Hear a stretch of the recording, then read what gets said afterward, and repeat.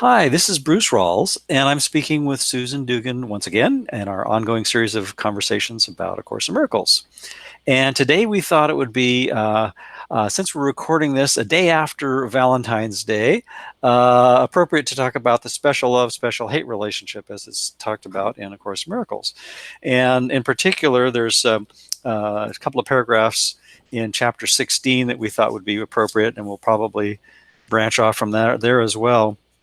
Anyway, I just wanted to start off by saying welcome, Susan, as always. And said you wanted to mention I can Yeah.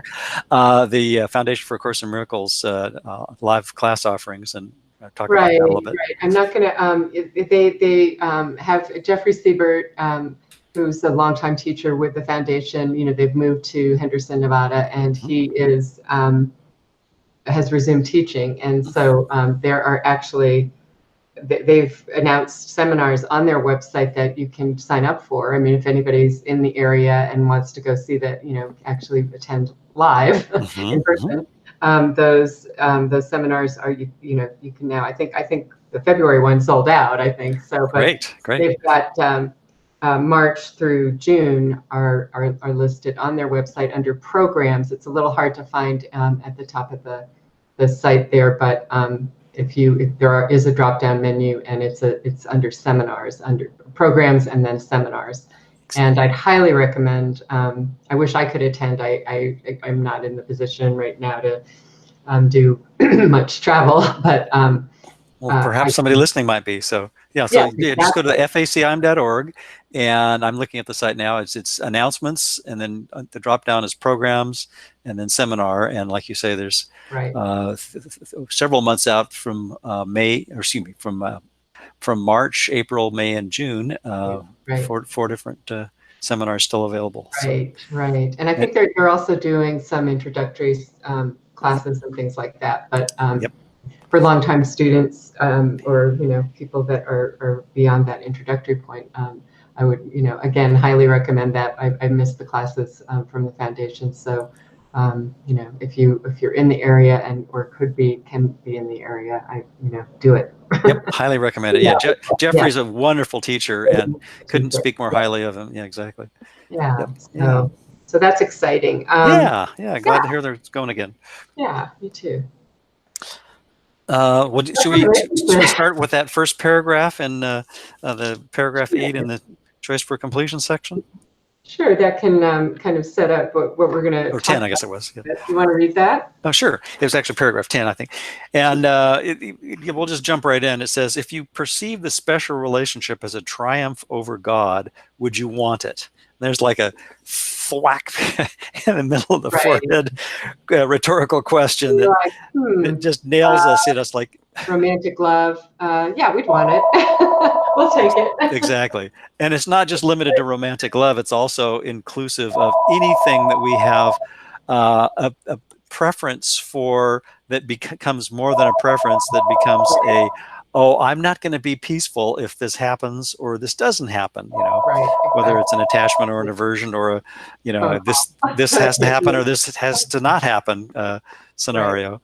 Right. And so obviously the cliche, of course, is the romantic relationships, but any will do to keep us out of the peace.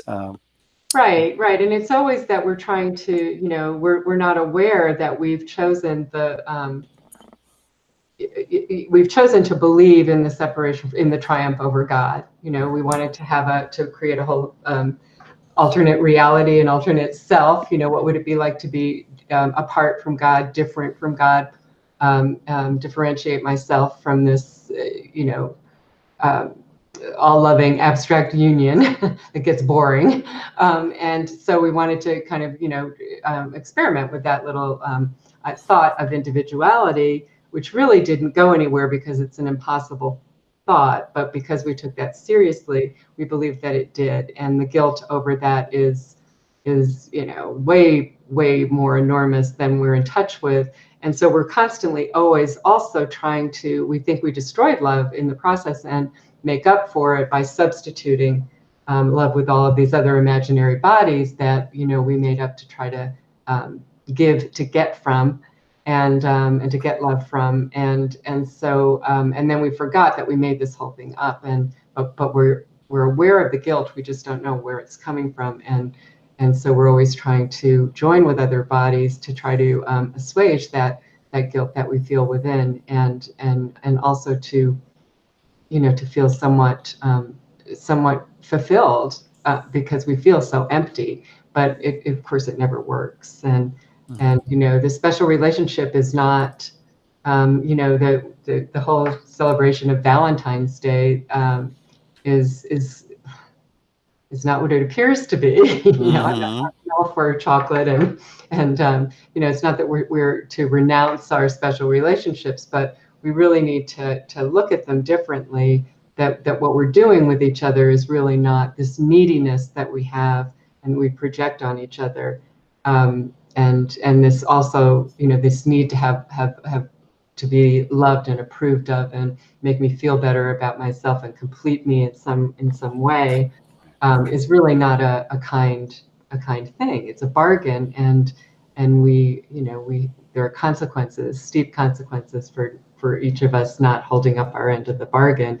And then the other reason that we join together is to try to, you know, make ourselves feel less guilty by having someone to blame for not meeting our needs, and so all of that's, you know, pretty invisible to us, but we know the consequences of it. We know that we feel the if we're honest, at least at times, we feel that sense of, you know, there's something very wrong about the way that I'm relating in the world, and I never really feel genuinely loved and loving.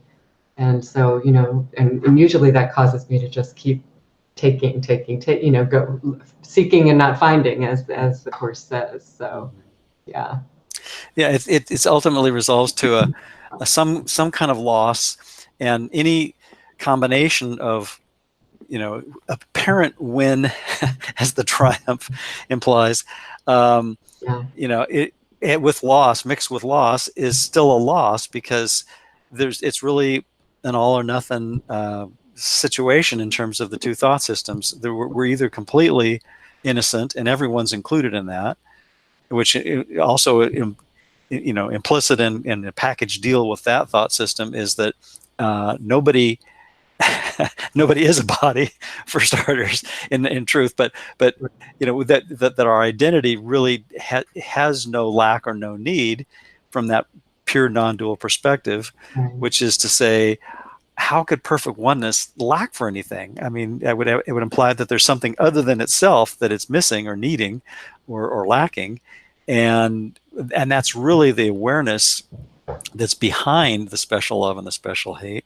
But we don't know that until we examine the shortcomings of all of the insane strategies that the ego makes to try to make special love and its shadow coincide special hate, you know, work for us, and discover that any combination of there's lose-lose or win-lose or lose-win, it doesn't fly.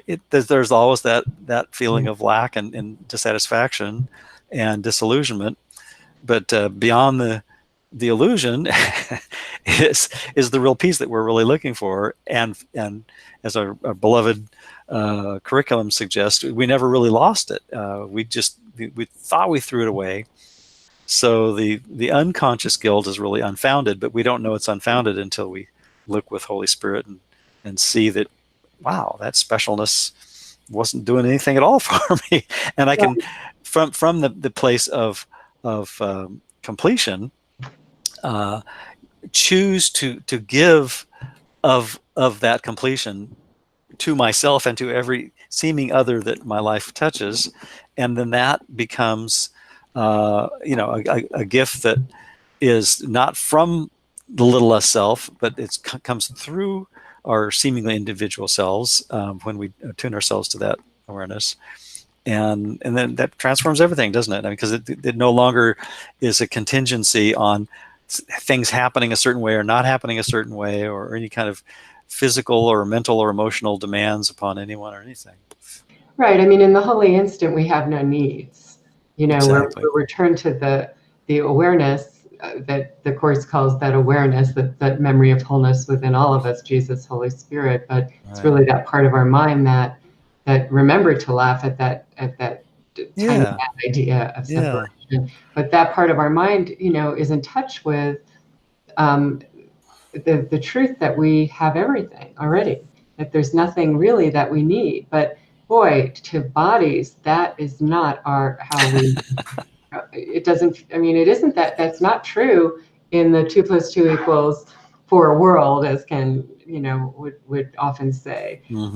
In the world that we seem to live in, this dream world that we've imagined apart from God, which is a world designed to, again, prove that I exist, but it's not my fault, and really always is demanding a price for the cost of separation, a punishment for that someone must pay, that this really happened, and I need it to be someone else.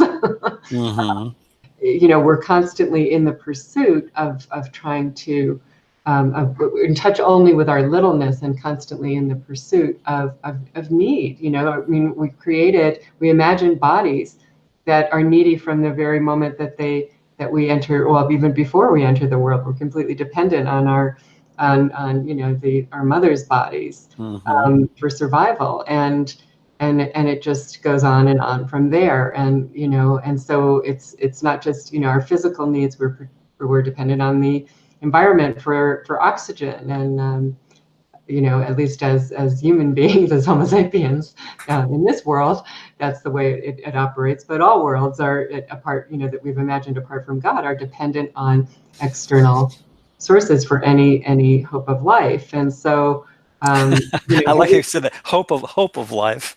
Yeah. not that any of that is in truth real life, but just what passes for life in this world. Yeah, and the ego is sort of always hopeful, isn't it? That that something better can be found, as the Course says, and it's that, okay, it hasn't worked this time, but if I just tweak this part of my dream, if I change this relationship, if we go to therapy, if we if I fix my body, if I try a little harder, if I just revise this memo one more time, I mean, there must be a configuration setting that I haven't found yet, right? Yeah. Right. If I find the right policy, if I make the right law, if I set the right boundary, I mean, it doesn't matter what, we're all doing this in some form or another, in our own lives, in our collective life, and so what is in our best interests is to really begin to see that that's a painful process, and I don't want to keep hurting myself like this. And the very first line of this section is, in looking at the special relationship, it is necessary first to realize that it involves a great amount of pain. Anxiety, despair, guilt, and attack all enter into it, broken into by periods in which they seem to be gone, right? In which my needs seem to be met. Those short, we all know how great it is when things seem to be going our way, right? And momentary blossom in the desert, and then. But even then, there's a little bit of guilt, because when is the well, I don't want to stay here too long, because if God, I mean, if I have too much happiness, there'll be a price. There'll be a price to pay, and there usually is.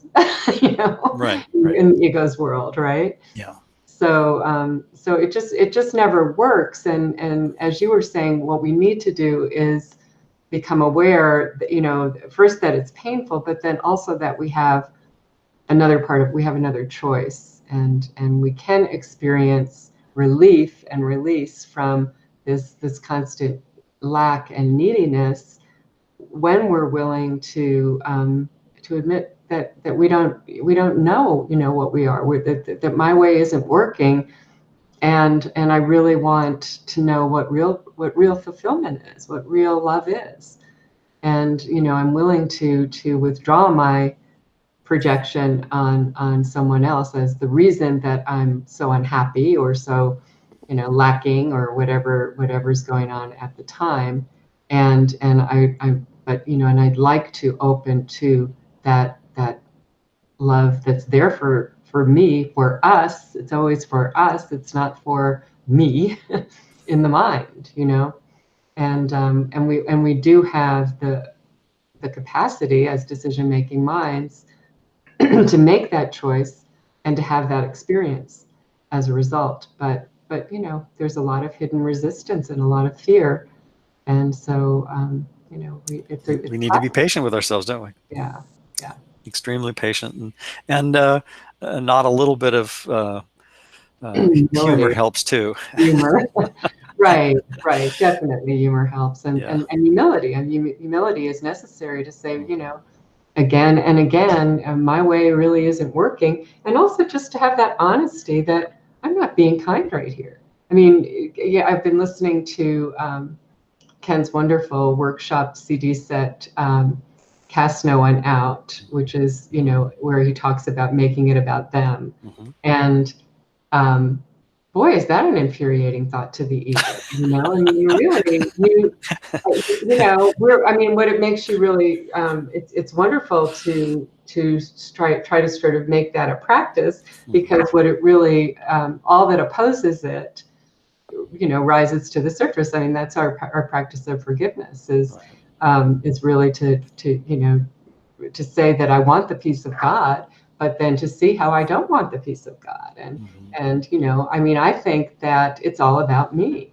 And why can't you see it my way? Why can't you do it my way? Why do you always, right? I mean, we all have in our special relationships these, you know, and especially the long-term ones, the chronic, why can't, you know, why do, you know, if only, right? Yeah, yeah, exactly. And usually that's followed by the word you, the pronoun Yeah. you, because that sort of ties into one of the things I found helpful is it's kind of an aside and I occasionally will actually notice that and be mindful of it. Marshall Rosenberg came up with this a program called Nonviolent Communication, which is really about looking at the you know, the way that we essentially use you language basically as a mechanism for our confirming and justifying our projections and our victimization. And so you're just watching, you know, when we, you know, throw out things that usually is always that, yeah. Yeah, it's usually, you know, someone else done me wrong song kind of thing. But what That's I've found, Bruce, unfortunately, is that you can retrain yourself not to say you, but in your mind, you're still saying you. absolutely, absolutely, yeah. No, and I thank you for that, because I was going to conclude that comment with yeah, the form is never the important thing. It's always the content of the mind, and just watching, you know, how, you know, with or without the jargon or without the form, the accusations are still continuously streaming through ego's blather, you know, screen crawl track, yeah, and we just need to kind of watch that with Holy Spirit and just say, I'm not going to go there. You know, even if we just do that initially once in a while, and we notice that there's a little recess from the lack of peace, and we just go, oh, I actually was peaceful for a moment when I suspended that condemnation. How wonderful is that? And then, you know, it starts getting pretty nice when we do, you know, string a few of those together and do it more consistently. So, I mean, it's really when we get, this is not easy, you know. No. The more that we practice this, the more we find how, you know, and I mean, we really see how invested we are in it. And I'm really seeing that, and special relationships don't have to just be with another person, you know, they can be a situation or something that you want or whatever. But and I'll give my house as an example, because it's been on the market for a really long time. It's been very, very frustrating experience, and we, you know, I feel personally really stuck in terms of moving forward in my life, and it's you know, it's causing financial pressure for us. It's causing we just kind of can't get on with things, and I just can't let it go. You know, I mean, I'll have times of peace where I am in touch with, you know, I choose to see this right-mindedly, and to really feel at peace, and regardless. But it's like I'm like a dog, you know. I just go right back with a bone. I'm just right back at it, you know. And it can be 5 minutes later. And you know, I was saying to a friend who's another a course student the other day that it's like, I feel that I'm in a tug of war with God, and God is like, a post that that it's attached to that just doesn't move or budge, And not only does it not budge, but it doesn't even notice that I'm pulling on the, it doesn't notice me. Exactly. How dare you, God, not respond to my assault on you, Right. right? Yeah. I've been really good. I've been practicing. I've been, all the stories that we tell ourselves. But it can be a very helpful exercise to just watch yourself as you go. Our mind is split, and really get. I mean, this has gotten me even more deeply in touch with how much I want things to go my way, and how furious it makes me when they don't, And that premise right there is that there is a my way. Right. That's a huge assumption right there, Yeah. that we don't even question that we think Right. that there is a separate way. Like the day after the house sells, that, and then we have to find another one, and we have to move, and then all those problems come in. Like that would really solve anything, I mean, there's just all these. I mean, we always have to deal with something, right? And it's just, so it's very hilarious, but the rage that it brings up, that that's our authority problem with God, right? I was just going to say, the ego's wallpaper is made only of bubbles. So no matter where you push it, there's another one's going to pop up, right? Right. Definitely, like those video games that we've talked about. Yeah, exactly. Whack-a-mole, whatever. Yeah. Exactly. So Well, actually, what you were just sharing, I think, leads very nicely into that first sentence in paragraph 10. Well, how about if I read that? Sure. If you perceive the special relationship as a triumph over God, would you want it? There's that rhetorical question. Yeah. Let us not think of its fearful nature, nor of the guilt it must entail, nor of the sadness and the loneliness. For these are only attributes of the whole religion of separation and of the total context in which it is thought to occur. Referring to that dream again, reminding us it's always in a context of a dreamlike illusion. The central theme in its litany to sacrifice is that God must die so that you can live, one or the other. Right. And it is this theme that is acted out in the special relationship. Through the death of yourself, little lowercase f, lowercase s rather, you think you can attack another self and snatch it from the other to replace the self that you despise. And you despise it because you do not think it offers the specialness that you demand. And hating it, you have made it little and unworthy because you are afraid of it. So anything less than perfect oneness, I mean, it sounds kind of almost absurdly metaphysical, but really it always gets back to that. And like Ken says, you can't leave the metaphysics too far behind. Is that our true nature really is that perfect oneness, that perfect, infinitely innocent, loving, kind, peaceful, sublimely wonderful self that includes everyone and everything. And anything less than that is going to be despicable and despisable and just no fun. Then we're trying to get it from another body, Exactly. Yeah, that's the form that it takes. Trying to take, we think that love can leave us because we think we took it. Right. So so we're always trying to kind of snatch it guiltily, and the guilt never goes away because we know on some level that something's rotten here, in Denmark or elsewhere, right? And we're not, and we do think that God knows about this and is watching. At some point the jig is up, right? You can run, but you can't hide. It's really there somewhere. And so, that very strong vested interest in portraying the other person as the guilty one. I mean, that's just, we hardwired that into the ego brain because, that from our perspective, when we're identified with the ego as our only identity, then we're absolutely driven to try to portray ourselves as the victims of the world we see. So it seems like the technique that I found most helpful is when I watch that insane 24/7, 365, ego strategy being played out, and I I use a term that Bob Rosenthal shared in his book that I really find helpful, is deconstructing the ego's macros and kind of watching its really, immediate knee-jerk reactions that our mind goes through, drawing conclusions that are based on faulty premises lead to the faulty, conclusions. And if we can just watch that process, watch the ego's, assumptions that it makes, and the beginning one, of course, being the idea that we're a separate self, and then its poster child, offspring, being that we have and are a body, with needs that are forever unmet in some capacity or another.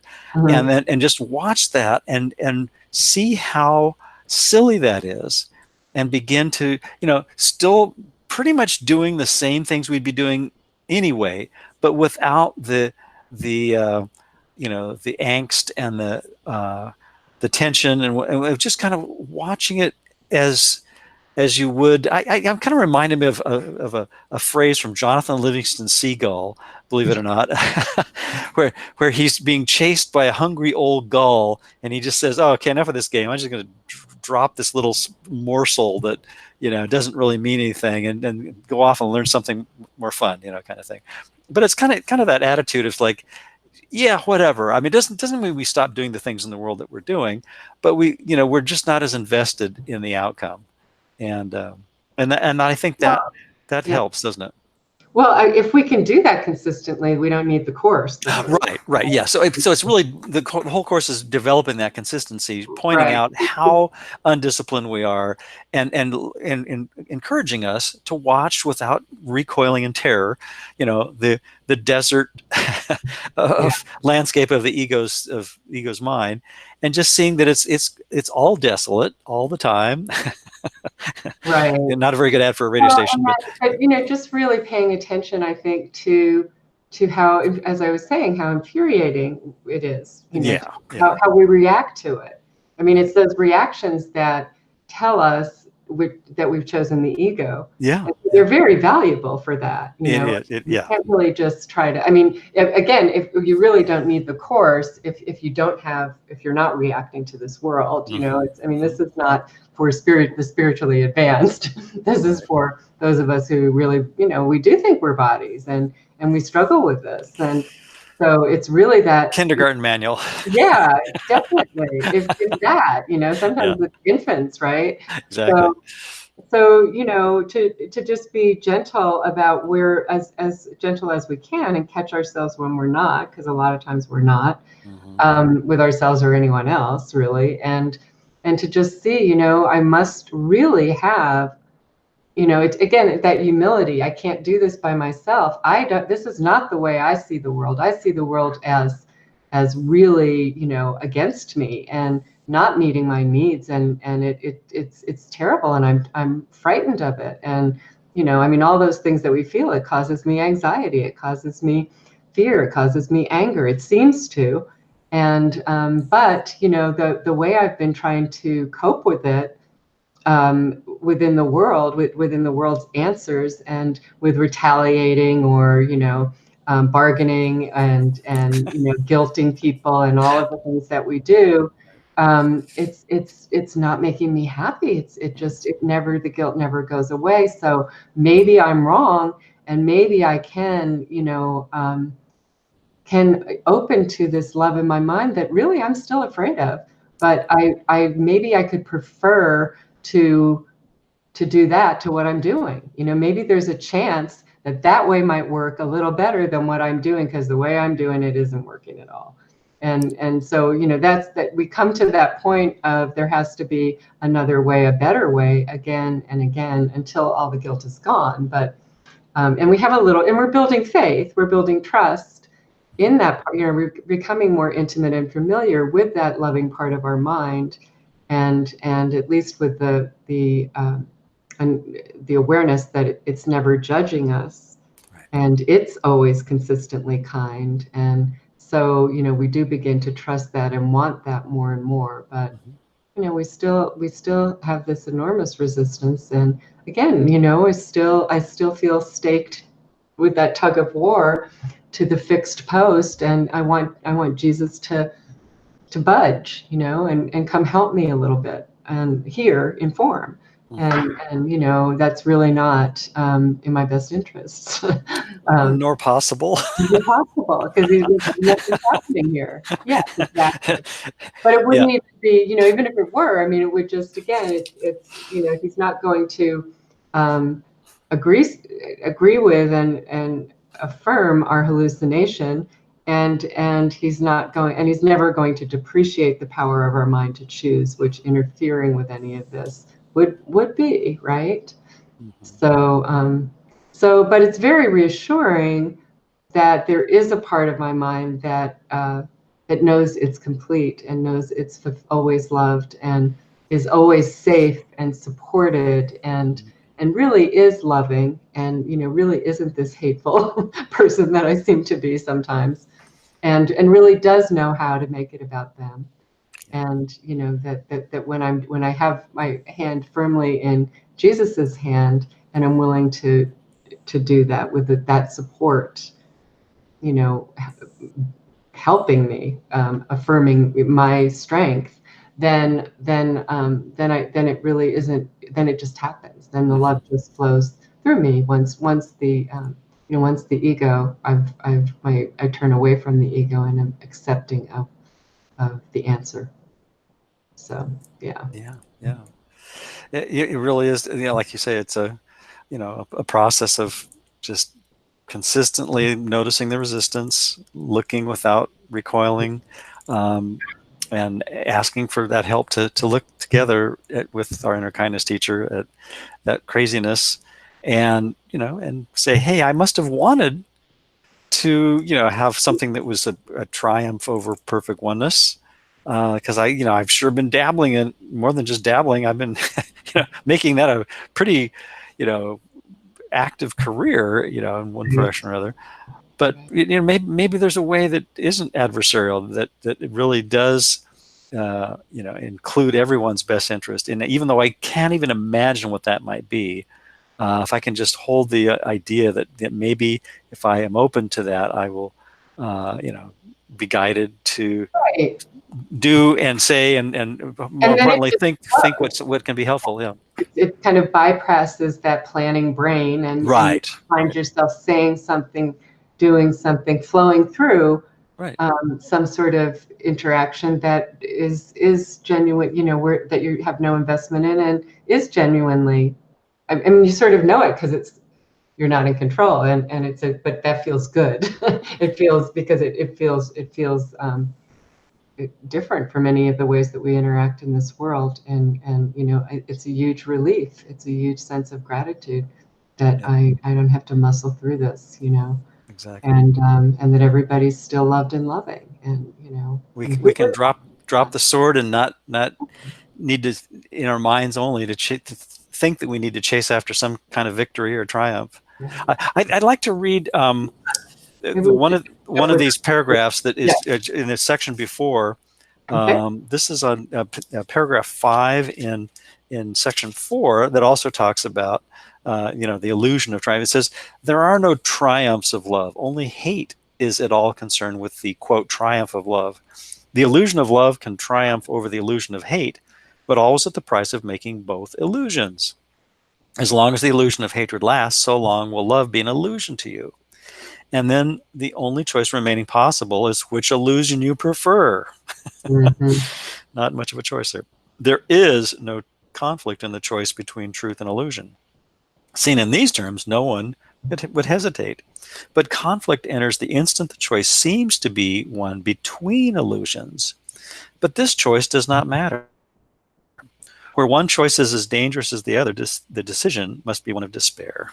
And I think that's, again, and then there's the the, the one of these glorious sentences that is kind of like the hallmark of the whole course. You know, your task is not to seek for love, but to merely to seek and find all the Yeah, barriers within yourself that you have built against it.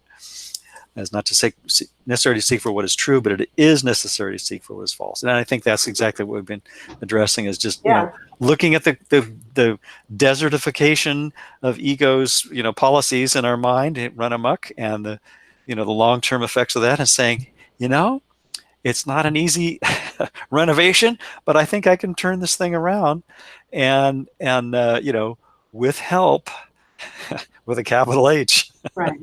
Gradually restore my mind to the paradise that it really is intended to be, and that's the same mind that everyone shares, and because it's a shared interest. And Yeah, and anyway. right now I can choose right now in this moment. I can choose. I mean, I can choose a different teacher. I can choose, um, in this angry moment to have a different experience. Exactly. Yeah, with help. And Exactly. I need help because I must be wrong.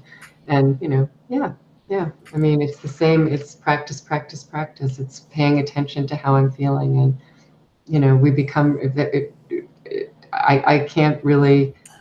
The answer is never very far away. The more you practice this, Hmm. even if you're not willing to accept it in the moment, and that's where the pain comes from too, because you realize, I want to keep tugging on this rope. I'd rather suffer right now than take the peace of God, and that's not a crime. That's just coming from terribly confused and frightened state that again is deeply buried in our mind, and we have to be patient with. So a little Hmm. chocolate doesn't help either now and then. little chocolate and a sweet reminder from our inner kindness Yeah, teacher that says, "Psst, hey, I think you've picked up that sword again. You might want yeah, to drop it." right, exactly. Yeah. Yeah, and you know what? I mean, the best thing about Jesus is you can get as mad as you want at him. He doesn't ever hold it against you. So, which is kind of infuriating in the moment, but The movable non-object. yes. Well, why don't, I think that with that, we've covered it enough for today. I But think so too. I think so too. Yeah, there's so much more we can say about special love and oh special yeah, hate, but sure. we're all drawn to what's beyond that, which is the real love. I Yes. would like to mention one thing that's new on the Foundation for Inner Peace website, Okay. which is the kind of the sister site to the Foundation for A Course in Miracles. Which is facim.org. The Foundation for Inner Peace is acim.org.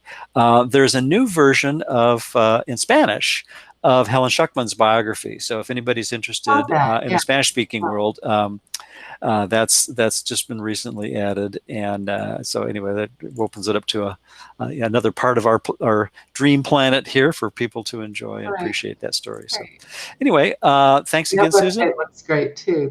That revision that I know you worked on their website. It's wonderful. Oh, So thank thanks. you Yeah, for that. and it was very much a team effort for sure. Yes, I'm sure. I'm sure it Yeah, was yeah, a huge undertaking, but yeah. it really it's much improved and very. I think everyone's very grateful for that. So Well, thanks. I'll pass that along. So anyway, okay. thanks again for always an Yeah. enjoyable conversation and helpful reminders that we can take with us throughout our days and weeks. And until the next time, thanks again. This is Bruce Thank you Rawls, and I've for been talking with Susan Dukin, and her website is fouraysinforgiveness.com. And I'll post this on acimblog.com. great. Thanks a lot. Good to talk. Thanks.